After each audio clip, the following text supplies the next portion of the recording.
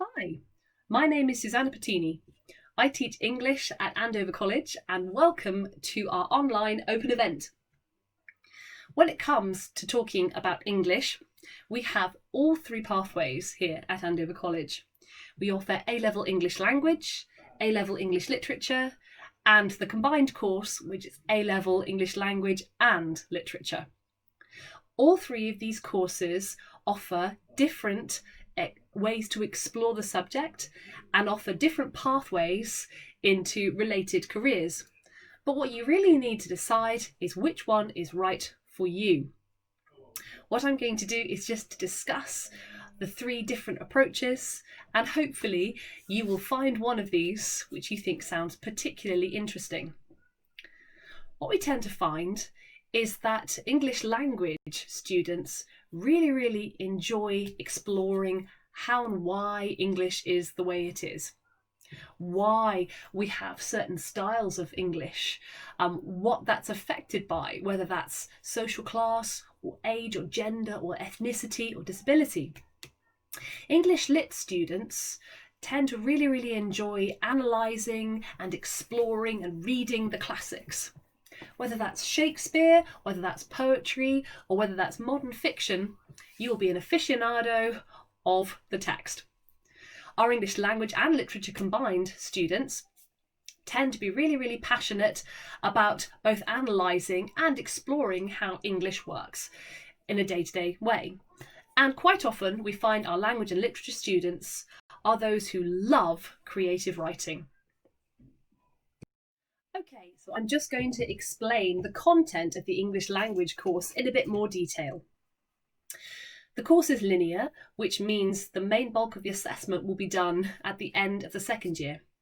It's 80% exam and 20% coursework, what we call the NEA, or non-examined assessment. So you will be working on coursework throughout the 2 years, but your main assessment will be at the end. What you focus on in terms of content is made up of the following 4 areas, the first one of which is language debates. This is a great and very interesting area of the subject, where you get to pick into the differences between the way in which men and women talk. The way in which English will vary based upon where you live and whether you live in England or in another country. And it also explores how we are sometimes offended by the words that other people use, what we know as political correctness, which of course has become a real issue in the contemporary world. This topic gets lots and lots of people arguing, which is great because it means we can have some fantastic debates about how the world around us affects the way in which we communicate. The second topic we look at is language, mode, e-communication and speech. What this means essentially is how the way in which we create a text will impact upon the language that we use within it. So we look at a whole wide range of different types of electronic communication, such as text messaging, social media, blogging and other electronic forms, particularly of course what's developed in the last 10-20 years. And also how when we're talking to different people, we will vary the language that we use. So when we're with our friends, we'll use one set of language, whereas when we're with our gran, we'll use another set of language, and very rarely do the two overlap. The third topic we look at is child language acquisition. This is really interesting. It's all about how children build up their vocabulary through playing and imitation, and also all about how they learn how to read and write. So this is a very interesting area of language development. We look at the biological viewpoint, so literally physically how speech develops, and also other social factors like the impact of parents and school and family on the way in which a child learns to talk. And then fourthly, we look at language change over time. So this is really interesting. It's kind of seeing how language has changed from Old English to modern English. So we look at things like, for example, the influence of the media, pop culture, technology, all of those things on English and the way in which we communicate now. So that's all part of the exams that we do over the 2 years. And then in the coursework, we do a language investigation. So we pick into something that you particularly find really, really interesting. So this is much more about you and your own interests and where you want to take your research. And then there's also original writing as well. So there's an aspect of creativity to this course, which I think is really, really, really exciting. A-level language and literature is a 2-year programme.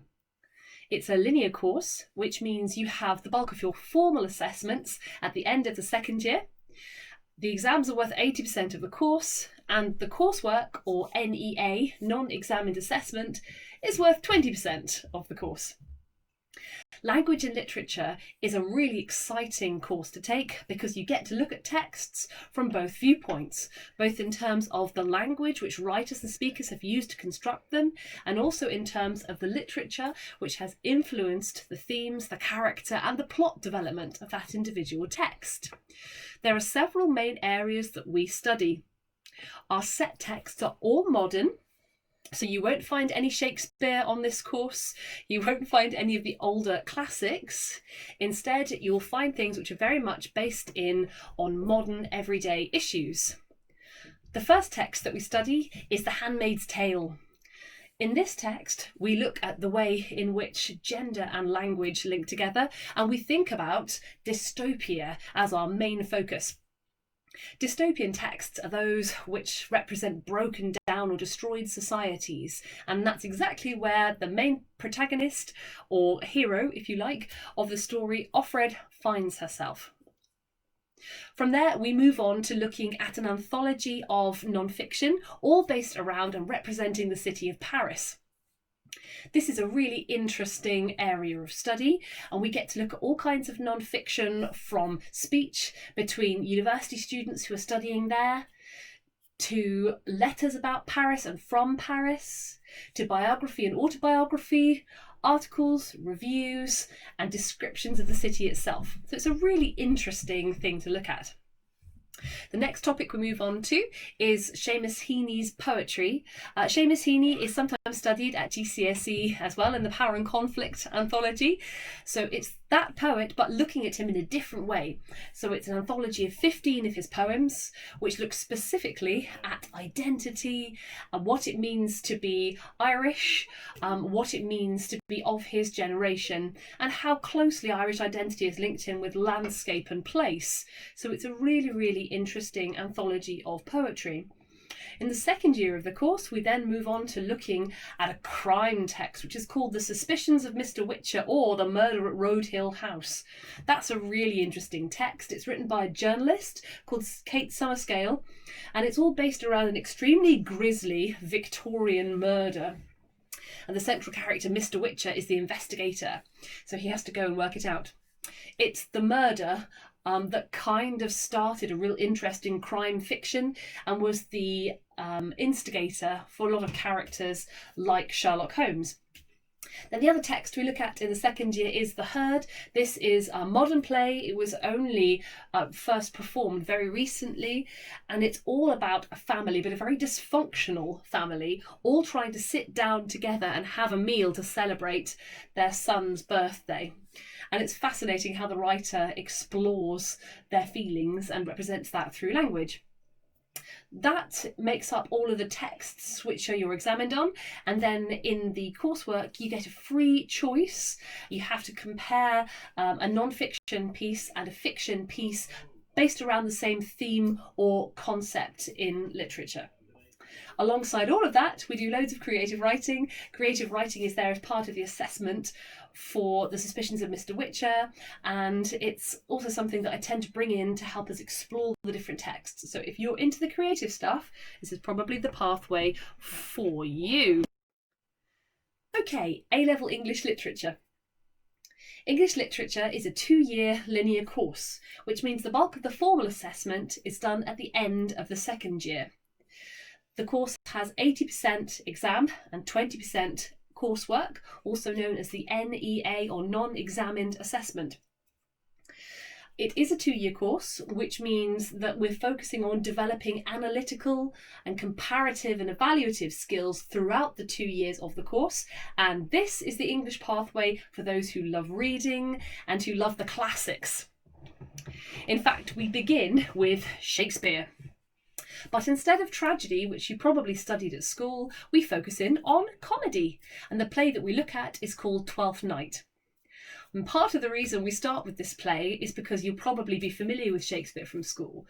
But also it's because Twelfth Night is a play all about Christmas. And of course, in the term running up to December, that's our Christmas term. So we get to kind of explore all the themes that go along with that time of year. Twelfth Night is about identity. It's also about gender and about the relationship between the central character, who is shipwrecked on an island where she doesn't know anybody and she thinks that she has lost her brother at sea. So she's alone. And in Shakespearean times, a woman alone was not in a great situation. So to protect herself, she dresses up as a man. In fact, she dresses up as her twin, Sebastian, whom she thinks has been lost at sea.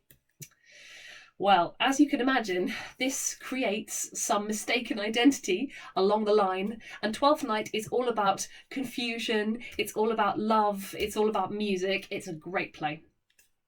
From there, we move on in the first year to focus in on dystopia, which is the main topic for our comparison unit. Now, dystopia is all about broken down, destroyed societies. And the text that kind of really kickstarted this whole genre is George Orwell's 1984. That's the first of our set texts for this particular unit.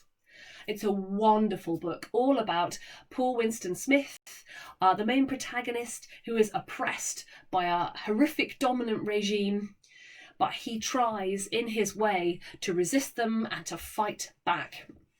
Alongside that text, we study The Children of Men, which is a book which was written in the 1990s by P.D. James, a writer who before this was really known for her crime fiction.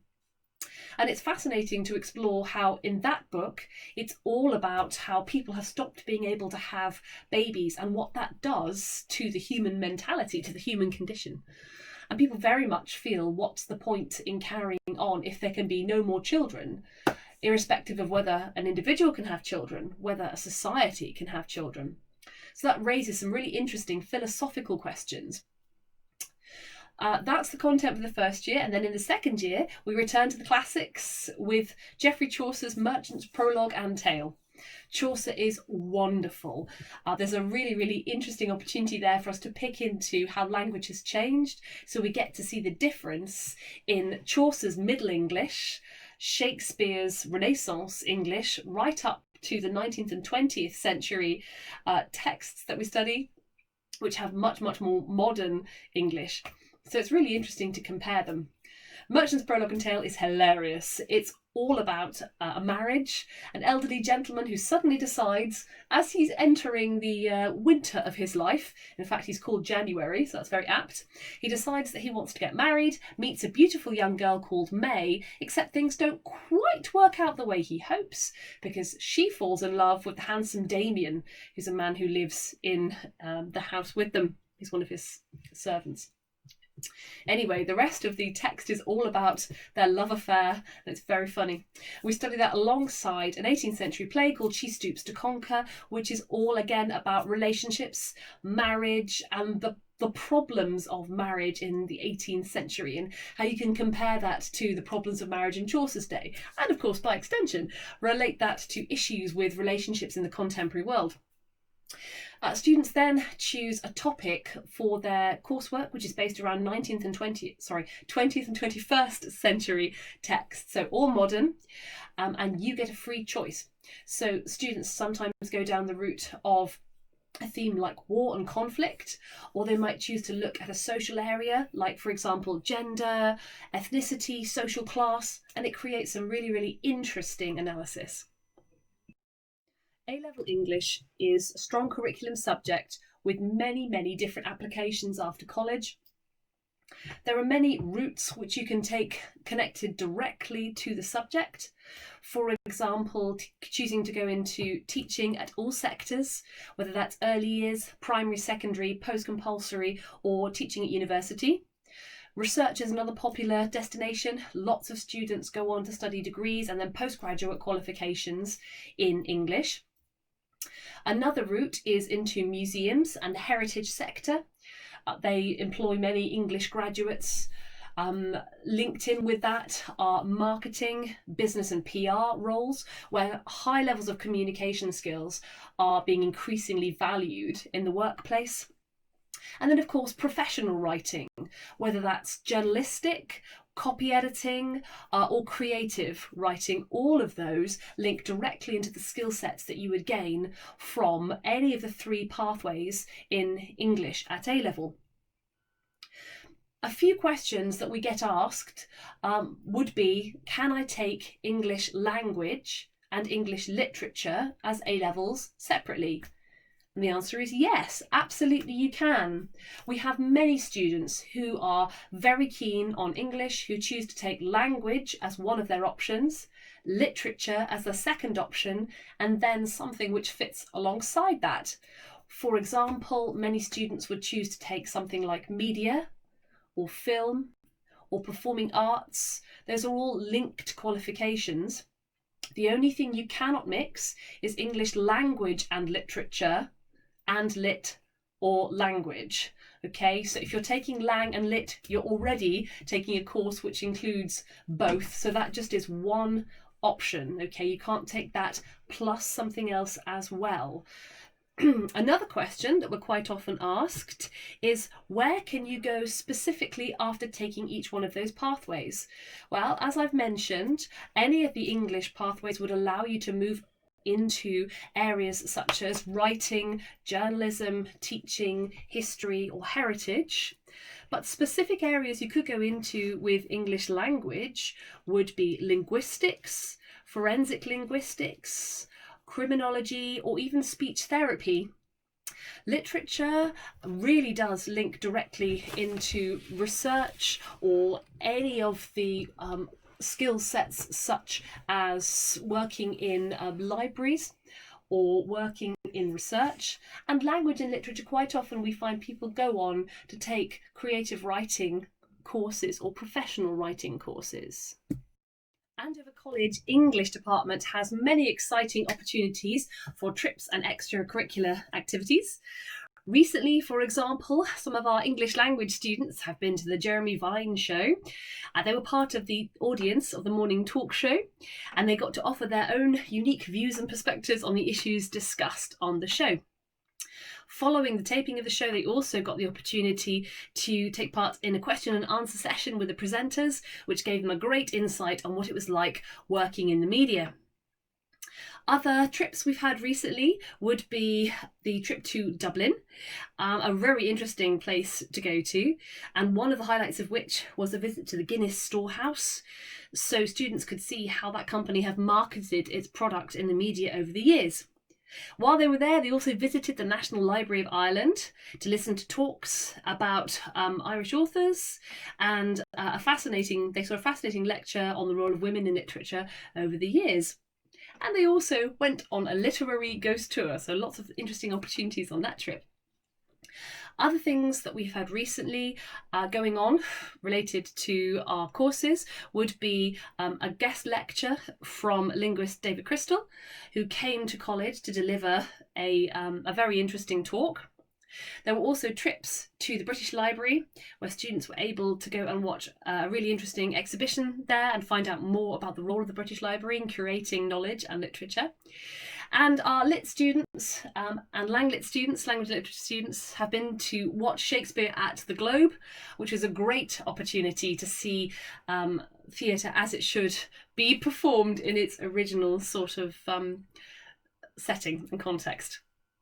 Alongside all of those opportunities, we've also had lecturers from local universities come in to talk about studying English at university level. For example, last year we had visiting lecturers from the University of Winchester who came in to discuss studying there, and that was very interesting and really gave students an insight, I think, on the next stage of their development.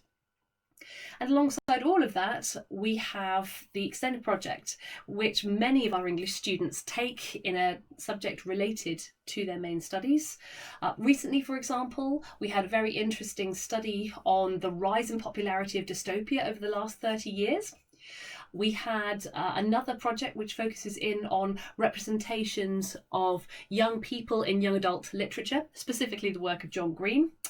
And we have many, many creative writing projects, from novel writing to short stories, to poetry, to script. So whatever your interest, we are able to provide great supervision to help you create a fantastic project. If you would like to get in contact with our lecturers about any of the courses that I've mentioned in this presentation, then if you would like to click on the links in the next slide. And I wish you the very best in your studies and hope to see you soon at Andover College.